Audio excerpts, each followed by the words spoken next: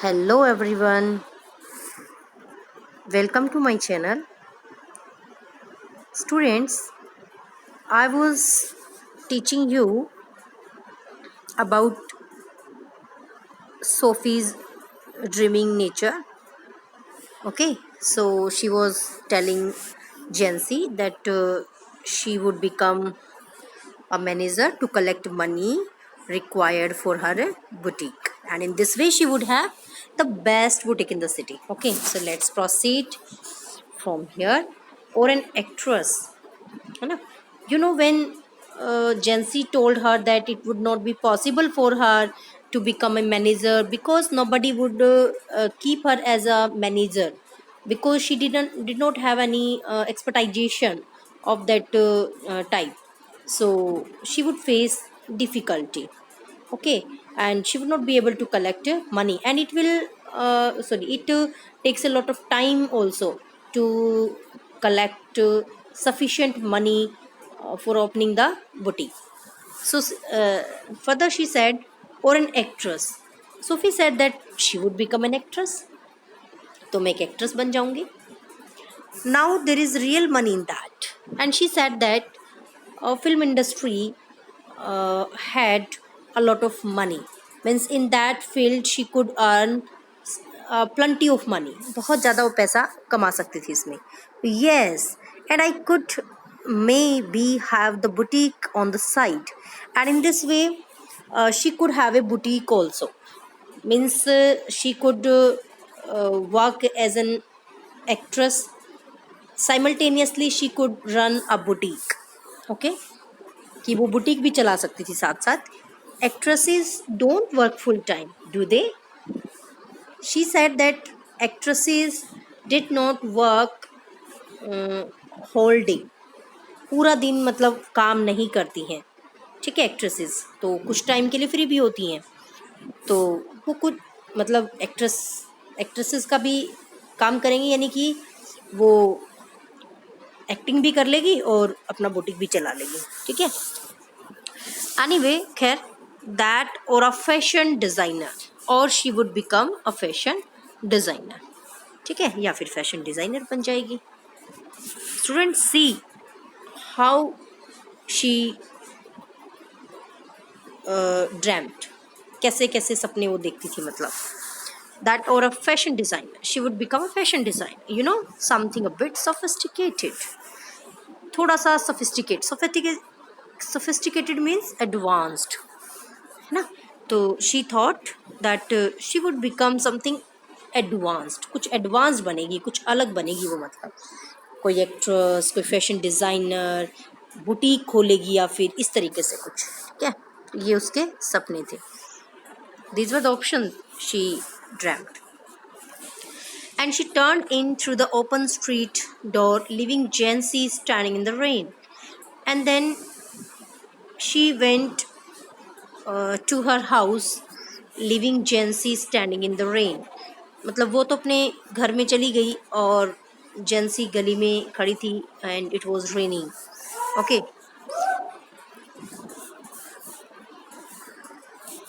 So if ever I come into money I will buy a boutique.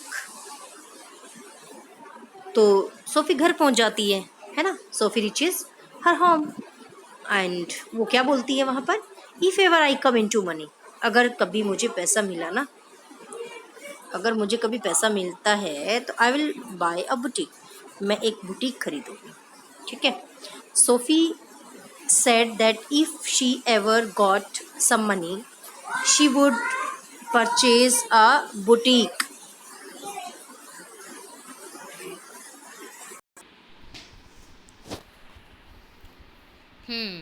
If you ever come into money, if you ever come into money, you will buy us a blessed, decent house to live in. Thank you very much. तो जब SoFi बोलती है कि अगर मेरे पास कभी पैसा आया ना तो मैं बुटीक खोलूँगी, तो उसके पापा क्या कहते हैं? अगर तुम्हारे पास कभी पैसा आ जाए, if you ever come into money, if you ever come into money, you will buy some blessed decent house to live in.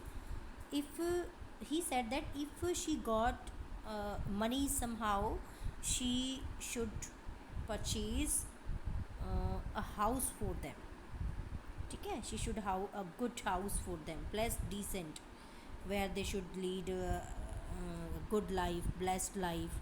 Okay, and then he said thank you very much. और उसने फिर क्या बोला? Thank you very much. किस बात पे बोला? Means he was served something for eating, है ना, कुछ खाने के लिए उसको दे दिया गया तभी उसी पल, तो उस बात पे वो बोलता है thank you very much. Sophie's father was scooping shepherd's pie into his mouth as hard as he could go. अब क्या हुआ, वो वही उसके सामने कुछ खाने के लिए दिया गया तो सोफ़ी का फादर ने जो है खाना शुरू कर दिया. स्कूपिंग, स्कूपिंग मीन्स स्पून भर करके. ठीक है. Shepherd's pi, shepherd's pi is a kind of dish, एक प्रकार की डिश होती है. ठीक है. तो सोफ़ीज़ father started eating shepherd's pi into his mouth as hard as he could go, and he stuffed his mouth with as much shepherd's pie as he could. मतलब मुंह में जितना आ सकता था ना एक बार में उतना भर भर के खाने लग गया. ठीक है, ठूस ठूस के जैसे. हिज भूखा था बेचारा, दिन भर से की मेहनत के बाद घर लौटा था. His plump face still grimy, उसका प्लम्प फेस, प्लम्प होता है मोटा. ठीक है. His plump face still grimy, उसका जो प्लम्प गोल मटोल मतलब चेहरा, स्टिल ग्रीमी, अभी भी ग्रीमी था. His plump face was still looking dirty. ठीक है, grimy. And sweat, and it was marked by sweat, इसके ऊपर पसीना लगा हुआ. Marked from the day, and it indicated that he had come after a lot of hard work. ठीक है, बहुत मेहनत करके आया, दिन भर मेहनत कर करके वो घर लौटा है, ऐसा यहाँ से पता चल रहा है. तो देखिए सोफ़ीज़ का जो फैमिली बैकग्राउंड हो किस टाइप का. उसके पापा जो एक लेबर क्लास से मतलब बिलोंग करते थे. ठीक है ना, his father belong to labour class. Okay, and he made desperate attempts for the survival of his family. Then let's proceed. She thinks money grows on trees, don't she, Dad? तो said little Derek. किसने बोला? उसका भाई है, ये छोटा भाई है उसका, डेरिक. क्या नाम है? डेरिक. ठीक है. पहला कैरेक्टर सोफ़ी, फिर उसके फादर का जिक्र भी आया है, और उसके बाद जो है डेरिक, उसका जो छोटा भाई है. ठीक है. She thinks money grows on trees, don't she, Dad? तो डेरिक बोलता है, Derek said that Sophie thought money grew on trees. She thought that money could be collected and money could be attained easily. कि पैसे को बड़ी आसानी से पाया जा सकता है, प्राप्त किया जा सकता है, जैसे पैसा पेड़ों पे लगता हो. ठीक है. पापा सोफ़ी को लगता है कि जैसे पैसा इकट्ठा करना, पैसा कमाना बहुत ही आसान हो, पेड़ों पे लगता हो जैसे. Hanging on the back of his father's chair, जो डेरिक है वो अपने पापा की जो चेयर है उस पर हैंगिंग कर रहा है, लटक रहा है मतलब, और लटकते लगते वहाँ से बोलता है कि सोफ़ी को तो लगता है कि पैसा जैसे पेड़ों पे लगता हो, इकट्ठा करना और पैसा कमाना बहुत ही आसान है ना. तो एक तरह से इसके ऊपर ताना है सोफ़ी के ऊपर ये. Their mother sighed, and then Sophie's mother sighed, Sophie की मदर ने साइड किया. साइड मीन्स लॉन्ग ब्रेथ लेना, लंबी सांस मतलब लेना, इस तरह की आवाज़ ऐसे निकालना. ठीक है ना, ऐसे करके. तो ये कैसे एक मतलब थोड़ा जैसे होता है ना अफसोस दिखाना, तो उसकी मदर भी ऐसा जैसे ये साइड करके अफसोस दिखा रही हो कि भी इनकी फैमिली जो फाइनेंशियल बैकग्राउंड है वो अच्छा नहीं है, इस तरह से शो हो रहा है. Sophie watched her back stoop over the sink and wondered at the incongruity of the delicate bow which fastened her apron strings. Then Sophie watched her mother, her कौन है उसकी माँ. Sophie watched her mother and she was stooping over the sink. Actually she was cleaning the dishes, बर्तन साफ़ कर रही थी जैसे वो. And wondered at the incongruity of the delicate bow और उसने किस चीज़ के ऊपर सोचा? इनकॉन्ग्रिटी. इनकॉन्ग्रिटी मीन्स इनअप्रोप्रिएटनेस, अनुचितता पर. किसकी अनुचितता पर? डेलिकेट बो. डेलिकेट बो क्या होता है? जो मतलब डेलिकेट बिल्कुल नाजुकता से, और बो मीन्स नोट, गांठ. किसकी गांठ? जो एप्रन की गांठ होती है. एप्रन को बांधा जाता है ड्रेस पे तो गांठ लगा ली जाती है ना. तो विच फास्टन हर एप्रन स्ट्रिंग्स, जो उसके एप्रन की स्ट्रिंग्स को फास्टन करती थी, जो गांठ, जो डेलिकेट बो था, उसकी इनकॉन्ग्रिटी को, की इनकॉन्ग्रिटी के बारे में उसने सोचा, सोफ़ी ने, मतलब. ठीक है. तो students, let me show you to make it clear.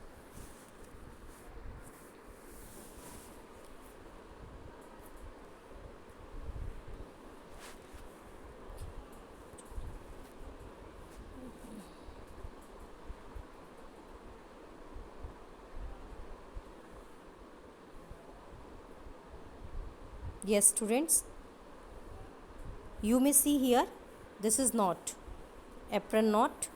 Okay. And Sophie's mother had tied it loosely. उसने ये लूजली मतलब बांधा हुआ था, और वो झुक करके बर्तन साफ़ कर रही थी. तो इस तरीके से ये आपका. यस. तो Sophie looked at the inappropriateness of the delicate bow. Sophie ने देखा कि कितनी इनएप्रोप्रिएट तरीके से उसने जो है वो बांध रखा है अपना एप्रन, विच फास्टन एप्रन स्ट्रिंग्स, है ना. उसको लग रहा था कि कहीं ये खुल ना जाए, तो बड़ा डेलिकेट बो से उसने एप्रन को बांध रखा था, और झुक करके बर्तन साफ कर रही थी, तो उसको लग रहा था कि कहीं ये खुल ना जाए. ठीक है. And the delicate seeming bow and the crooked bag, she wondered at the delicate bow, delicate knot and the crooked bag and the bent back of her mother. ठीक है. इनको देखा. किसको देखा? जो उसने लूज नोट बांध रखी थी एप्रन की उसकी मदर ने, वो, और मदर की जो है झुकी हुई कमर, तो वो सब मतलब देख रही है वो. उसको लग रहा है कि ये इनअप्रोप्रिएट तरीका है उसकी मदर का.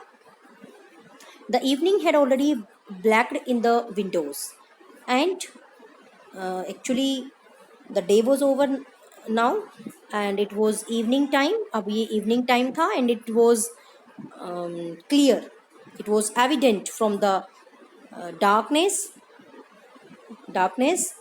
sifted through the windows. ठीक है. Students, I hope it is clear to you कि शाम का टाइम था, और कैसे लग रहा था भाई, कैसे पता चल रहा था शाम का टाइम है? विंडोज से, और अंधेरा अंदर आ रहा था, दिख रहा था. ठीक है. Okay. And the small room was steamy from the stove and cluttered with the heavy breathing man in his vest. और जो स्मॉल रूम का छोटा सा कमरा, वो बड़ा धूल का भरा हुआ, स्टीम का भरा हुआ. Steam means smoke. ठीक है. फ्रॉम द स्टोव, किस धुएं से? स्टोव के धुएं से भरा हुआ कमरा.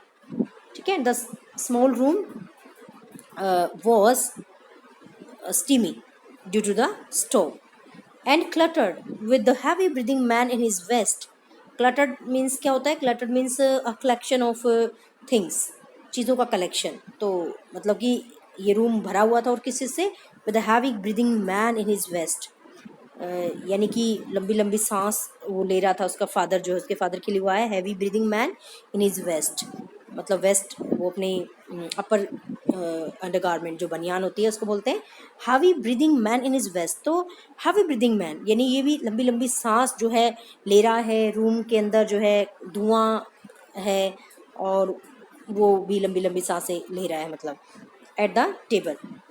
ठीक है. और टेबल के पास वो मतलब बैठा हुआ है. And the dirty washing piled up in a corner, and there is a heap of dirty dishes.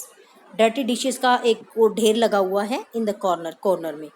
Her mother is cleaning dishes.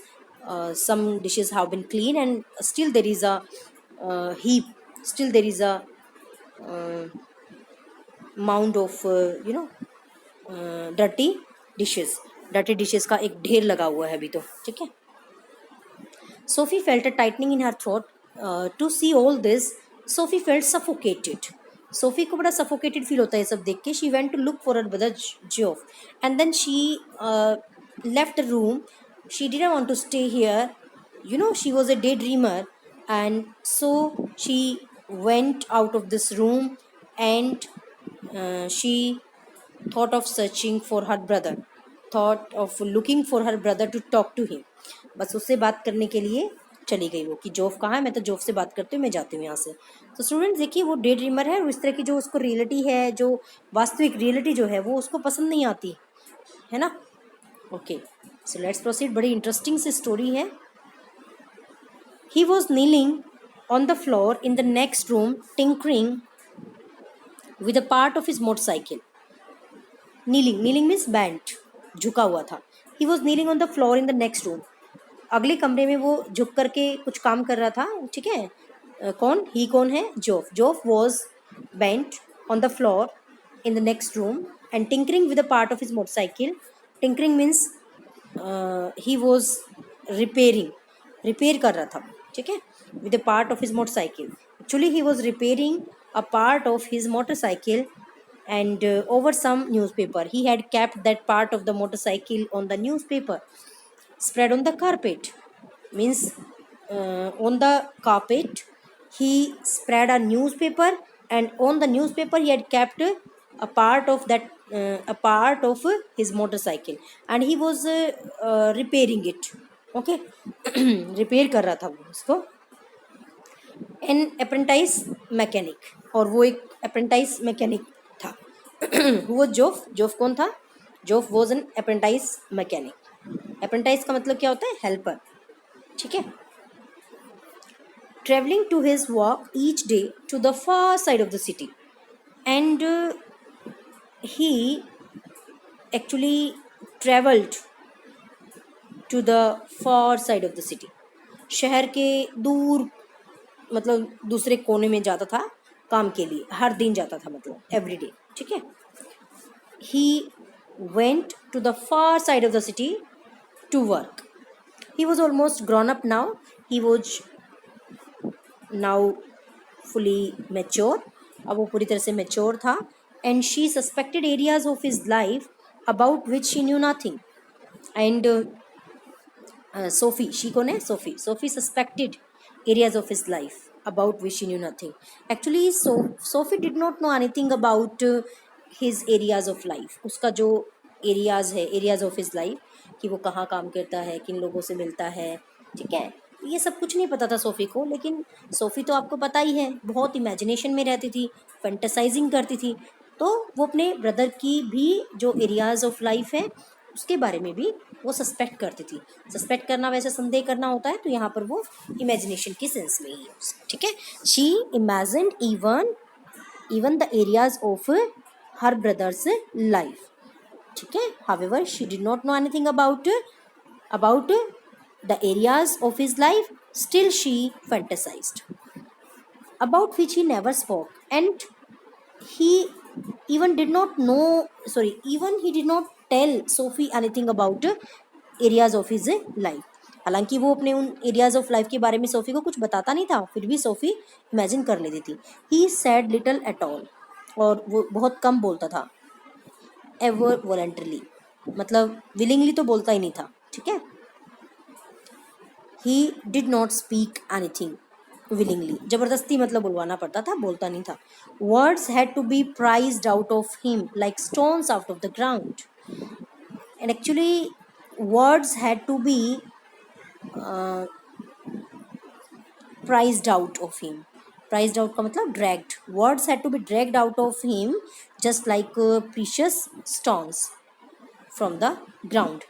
जैसे ज़मीन से कुछ सोना चांदी निकाला जाता है ना, मतलब खोद करके ऐसा. ठीक है. खदानों में से, जैसे खानों में से कुछ मतलब खोद करके निकाला जाता है, तो इस तरीके से वर्ड्स उसमें से निकालने पड़ते थे. वो बोल के खुश नहीं होता था. ठीक है. एंड यहाँ पर आप उसकी नेचर देख सकते हैं जोफ्की की क्या बताया हुआ है. And she was jealous of his silence and Sophie felt jealous of his silence. Sophie did not like jobs remaining silent. उसका चुप रहना उसको पसंद नहीं था, उससे वो जलती थी. When he wasn't speaking, it was as though he was away somewhere. जब वो नहीं बोलता था तो उसको लगता था कि he was away somewhere, he was lost somewhere. When Geoff remained silent, Sophie got suspected. Sophie thought that he was lost somewhere. ठीक है, कहीं वो खोया हुआ है भाई. Out there in the world, in those places she had never been. She thought that he was lost in the world of his own where he walked, and she had never seen that world. However, she was interested in knowing that world, but Geoff did not tell her anything about that world. ठीक है, उस दुनिया के बारे में, कौन सी दुनिया जहाँ वो काम करने जाता था उसके बारे में कुछ भी नहीं बताता था उसे. Whether they were only the outlying districts, चाहे वो outlying districts का एरिया हो या of the city or places beyond in the surrounding country, या फिर कंट्री का मतलब क्या है, देहाती एरिया, रूरल एरिया. ठीक है, तो इसका मतलब क्या है इस लाइन का स्टूडेंट्स, इसका मतलब ये हो गया कि चाहे उसका जो एरियाज ऑफ मतलब लाइफ है, चाहे वो आउटलाइन डिस्ट्रिक्ट्स में हो, मतलब डिस्ट्रिक्ट में हो, चाहे या फिर देहाती एरिया में हो, सराउंडिंग कंट्री में हो, या उससे भी दूर हो, प्लेसेस बियॉन्ड. हु न्यू, कौन जाने वो कहाँ काम करता है, मतलब कहाँ जाता है. They attend A special fascination simply because they were unknown to her, but it was clear that the areas of his life had a special attraction for Sophie. Fascination means attraction. ये clear था कि वो areas, उसकी life के areas special attraction रखते थे. Means Sophie was greatly attracted to those areas where he walked, where he went. Okay, and they were unknown to her. क्यों? क्योंकि वो उसके लिए unknown थे. And remained out of her reach, and those areas were beyond Sophie's reach. ठीक है, Sophie की reach से वो परे थे, पहुंच से परे थे, उसने वो देखे नहीं थे वो जगह, वो प्लेसेस जहाँ पर वो जाया करता था, जिन लोगों से मिलता था. तो उसको लगता था कि मतलब जो उसको बताए, उससे शेयर करे वो सब चीज़ें, पर वो नहीं बताता था. तो इन चीज़ों से उसको जेलसी फील होती थी. ओके.